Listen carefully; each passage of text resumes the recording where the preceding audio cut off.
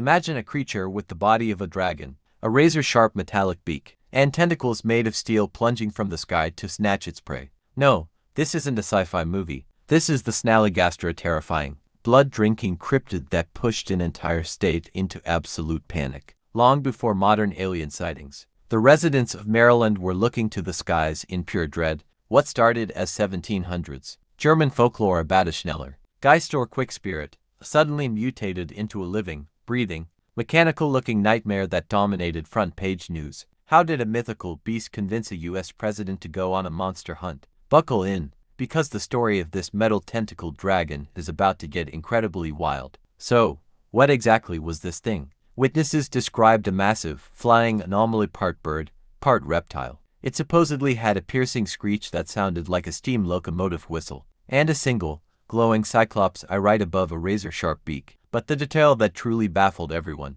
a mass of metallic tentacles hanging from its face, which it used to snare prey from above. In February of 1909, sightings didn't just happen, they exploded. Local newspapers like the Valley Register went into a frenzy. Headlines claimed the beast was swooping down to drain the blood of livestock, and rumors spread that it had carried off local children into the hills. The panic got so intense, it actually caught the attention of the White House. President Theodore Roosevelt reportedly considered putting off a planned European trip just so he could personally lead a hunting expedition into the Maryland mountains to kill the beast. So, was it actually real? Well, the truth is somehow just as wild as the myth. It turns out much of that 1909 media frenzy was a brilliant hoax. Newspaper editors in Frederick County entirely manufactured or exaggerated the stories just to boost readership and sell more papers. But a legend this big couldn't just fade away, it needed a proper ending. And the lore gave it the most Prohibition-era death imaginable. Fast forward to the 1920s,